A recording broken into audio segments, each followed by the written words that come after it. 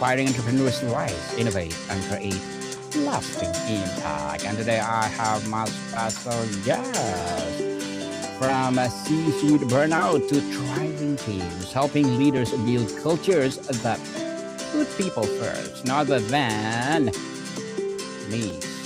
Oksana Lukash. Thank you, Daniel. Welcome, Miss Oksana on Entrepreneurship 101. And can you please introduce more about yourself that I must? I think you did a fantastic job. Thank you. But my career spans over 2+ decades, specifically in the startup, small to mid-sized company space, and most of my time was spent in life sciences and biotechs. So, very much comfortable and have lots of experience with what it takes to build a business, how to scale it, and all the growing pains that you go through while that's happening. Yes, and thank you so much for sharing your knowledge and wisdom to the world, Miss Oksana. Thank you. So today let's talk about what takes to build organizations that are not only profitable but deeply human-centered. The prevailing model often treats profitability and human centricity as a trade off. What is the fundamental flaw on the either or thinking on how do most resilient organizations see this as a mutually reinforcing? Yeah, I think we live in a society that for some reason is so focused on the or concept instead of Mm, the and, right? okay. Even the phrases that we use every day, or think even about, right, anybody that's married and had to say vows to each other, we say for better or for worse. We can't Yes. pick if we're going to live a life where everything is just great. Because Mhm. if we could, why would anyone then pick the or option of for worse? So it's most of the time, right? Very few is it an or situation. It's almost always and. And at the end of the day, to me, you do not have a company if you do not have individuals. And you want individuals within your organization that have the historical knowledge, that have the skill sets, that understand what it is that you're doing, where you came from, where you're going, because it's very expensive and very disruptive to the company when you lose the talent that you need. It's not always bad when you lose talent because, again, there are situations where companies outgrow individuals and where individuals outgrow organizations, and it makes sense for them to move in separate directions. But it is very painful and very, very costly when you lose the talent that you need. Definitely. Beyond ethics, what is the undeniable business case in terms of innovation, talent retention, or customer loyalty for an organization where people feel genuinely seen, valued, and able to contribute their full humanity? Yeah, I think again, think about it is we cannot ask people to do things we're not willing to do ourselves. So if we as leaders and we as organizations are not treating our employees above and beyond as the most important asset that our organization has, if we're not providing experiences for them that they understand that they're valued, that they have psychological safety, that they can come to work and be fully themselves regardless of what might have happened at home that morning or what they're dealing Mhm. with in their personal lives, how can we ask them to go above and beyond and provide a customer experience for our clients when they've never felt it themselves? Right? You cannot ask, for example, I heard this in a book, you cannot ask an individual to provide a Ritz Carlton service to a customer when they themselves have never maybe been to a Ritz Carlton, right? They need to understand what that is, what it Mhm. looks like, what it feels to be able to do that. And I have an example. I was with a company that actually our products were not different from five other companies within a 10-mile radius. They were doing the exact same thing.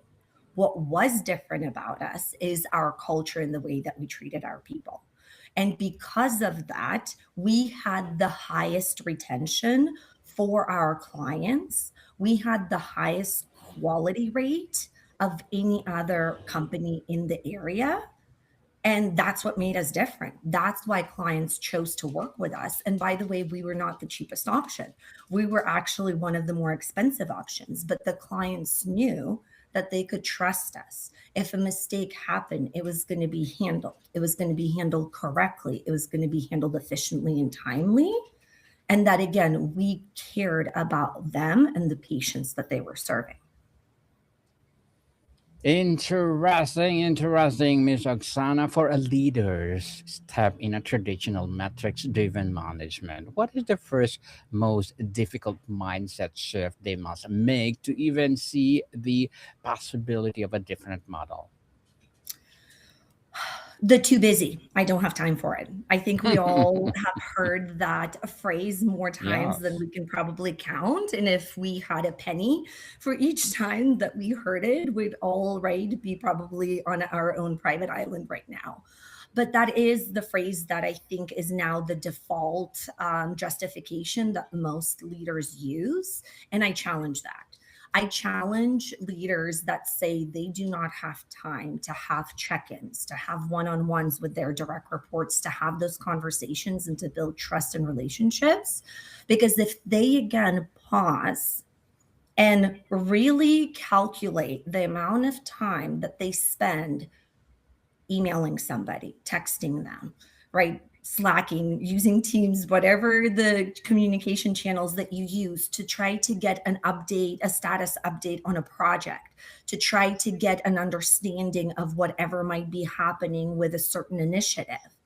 We're spending probably hours or dozens of hours chasing down something that if we went in and had right a face-to-face conversation, if you are virtual, jump on a quick virtual conversation like this and talked for a couple of minutes, we can get all the updates that we need.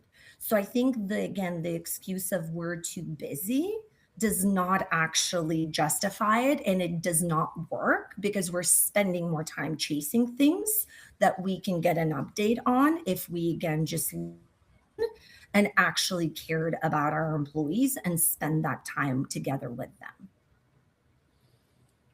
So, Miss Oksana, tell us, you can't out culture a bad system, right? If we were to redesign an organization's core architecture for human centricity, what are the first three structural elements?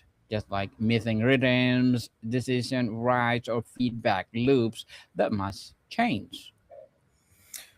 Oh, great question. And I wish that there was only, right, the blanket three that we can go to. I think, again, it depends on the size of the organization. It depends on their maturity and the phase that they're in.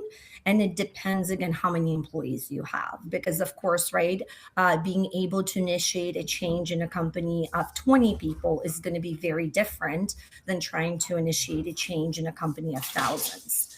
But it needs to start with what is rewarded, what is not rewarded, what is tolerated in silence. Because the thing that leaders need to understand is employees pay attention more to things that we do, not the things that we say. And those two also need to match. And then the decisions that happen or the choices and the behavior that we allow to happen behind closed doors, people know about it. So that has to match with what we're saying. So we can, so perfect example, and I actually did a post on it today, but over the last couple of days, I've noticed and had a few conversations and noticed a few posts of people asking, what do you do with the top performer that is toxic to the culture? And to Mm-hmm. me, that question should not even exist because a top performer should be somebody where you measure what they do and how they do it. And if the how they do it is important, then by definition, you cannot be a top performer. If you're toxic to the culture, if you're constantly leaving a trail of dead bodies, right, every time you interact with somebody. So then again, right? I think companies just really need to be honest about who they are, what type of an environment it actually is, how decisions are made, who is able to make those decisions, and then hire individuals that are able to thrive in the environment that you truly have. So, right, again, so to answer your question, if I had to pick it again, it's what gets rewarded, what gets tolerated, and how do you even approach the hiring process? Because if you tell candidates one thing and then when they're hired their experience is polar opposite, that is dangerous for everyone involved.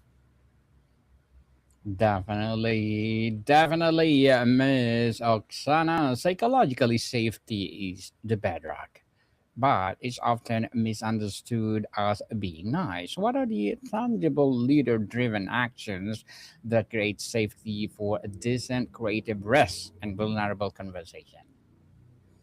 It's that it's being authentic, being vulnerable, and being honest.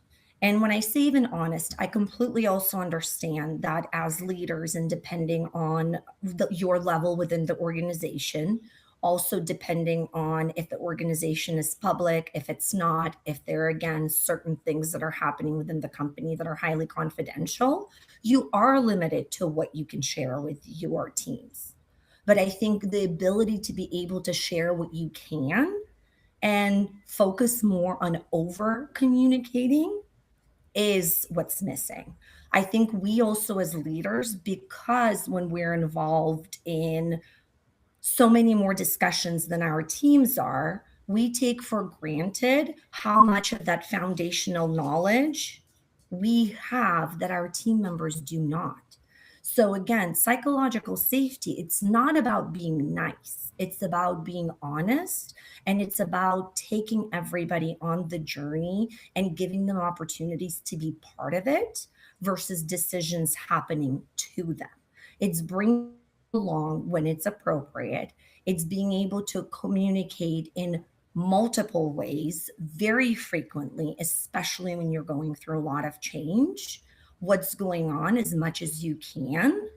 And then when questions and giving an opportunity for folks to ask questions. And when you're not able to answer something, say that.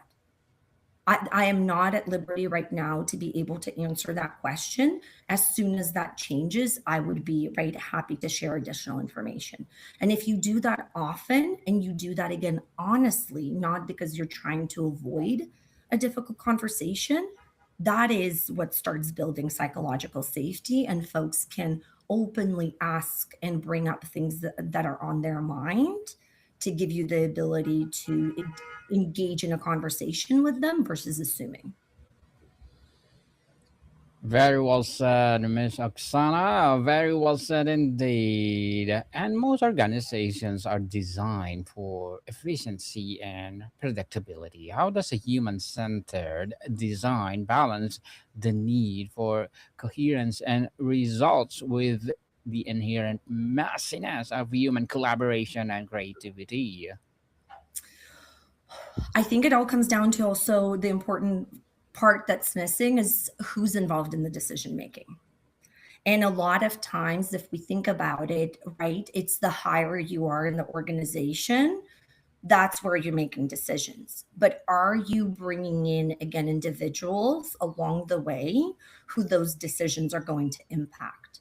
So, example, if you are a larger organization, you as an executive are at this point so far removed from what's actually happening on your right production floor or what individual contributors are going through, and you are disconnected and probably don't understand what their role actually is.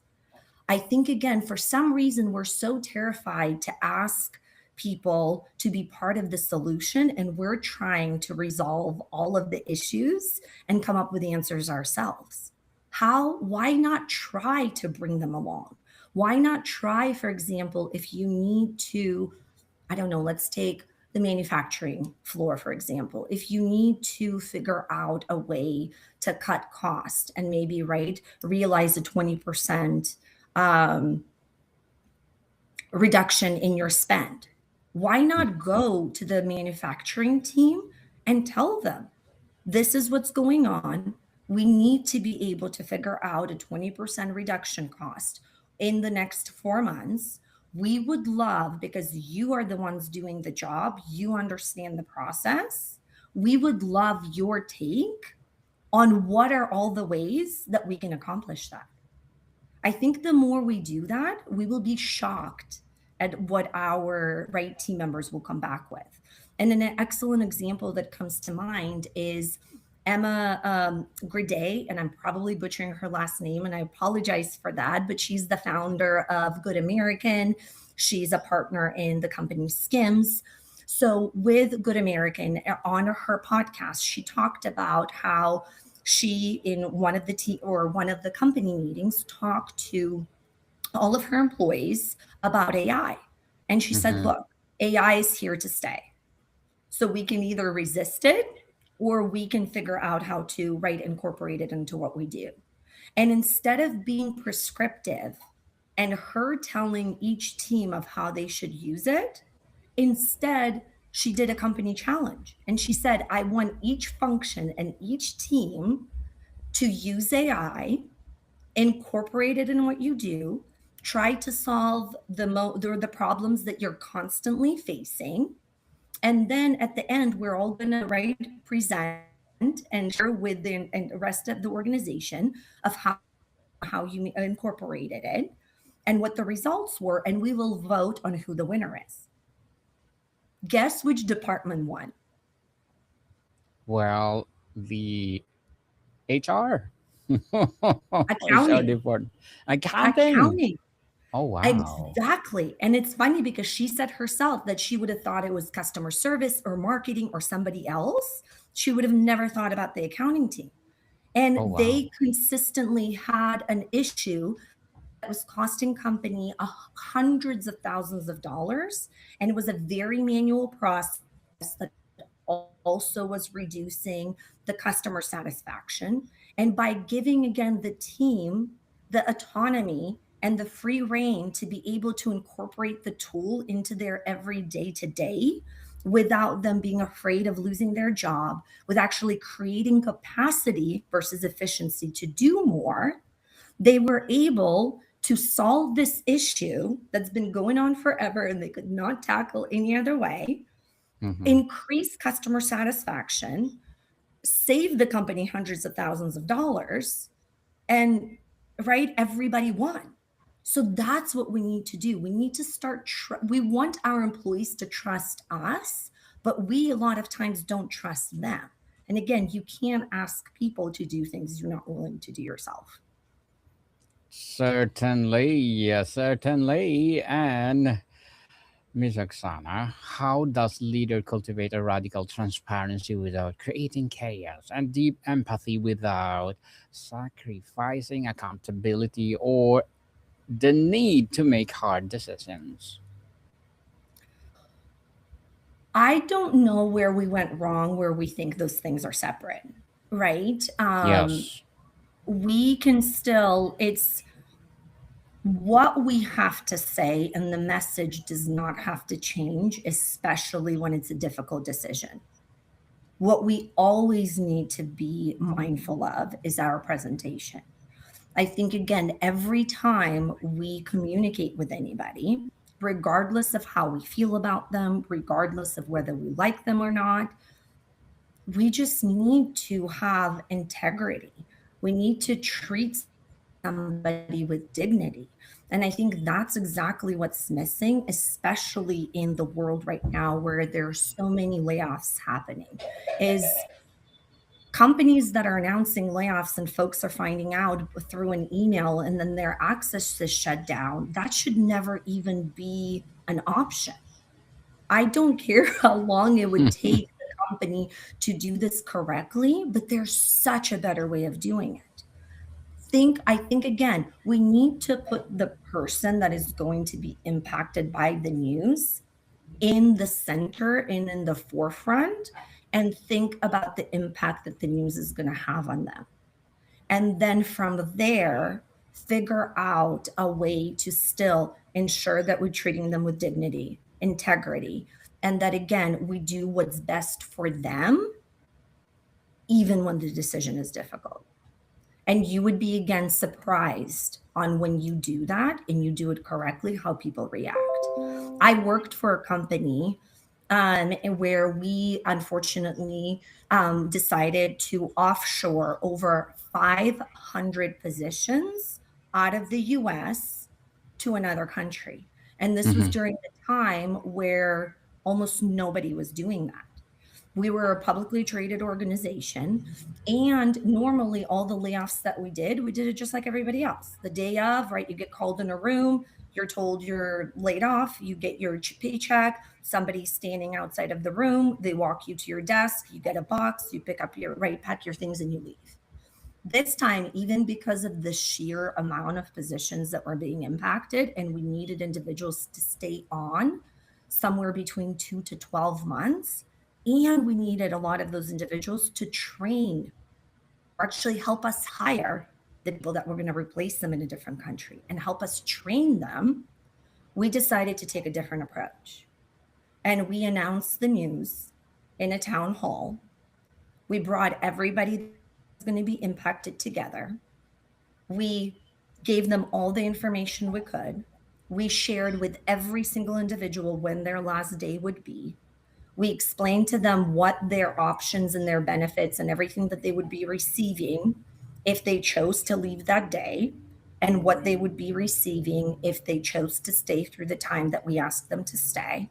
And guess what, Daniel? We did not have a single person walk out. The productivity and the engagement of everybody went up. We had individuals when those days of separation came where they were coming and hugging all of us and thanking us for laying them off. And they were happy, and the HR team was in tears. Mm-hmm. And most of the individuals that were impacted ended up getting other jobs within the company.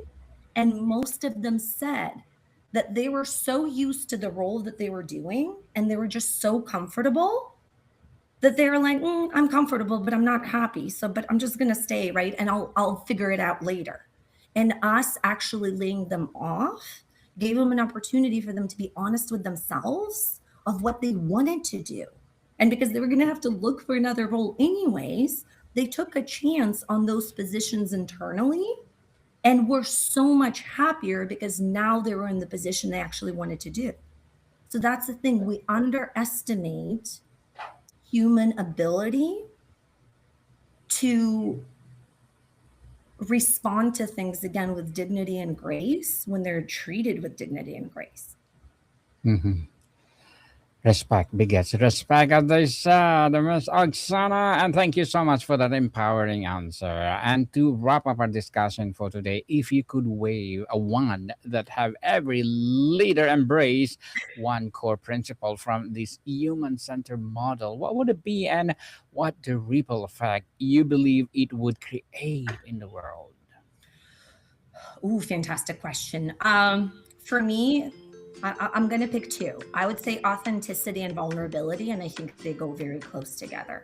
I think when we allow ourselves to be human and share, right, not only our accomplishments and what went great, but share the stories of struggle, that's what creates a psychological safety. We are a walking example for the individuals that, are reporting to us and that look up to us. So if we again say one thing and do something different, it's very confusing. But if we ourselves are showing them, right, that it's okay to take time off when your family needs you. It's okay to actually go on vacation and not check email. It's okay not to be plugged in 24/7. It's okay to be human and have a bad day and take a wellness day or a mental day, right? Let's Yes. be human. And again, the authenticity and vulnerability is what the world needs more than anything right now. Very well said, Miss Oksana. So thank you so much for sharing your knowledge and wisdom to the world. So can you please invite our listeners to support your advocacy, your projects, or anything you want to promote on Entrepreneurship 101? People are welcome to connect with me on LinkedIn. My website is coming in a few weeks. It's oksanalukash.com.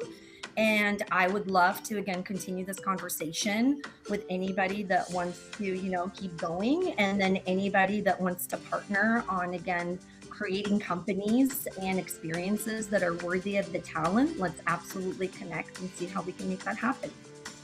Yes, definitely. People, let's support Miss Oksana Lukash because if you support her for sure, more and more empowering advocacy like this to rise.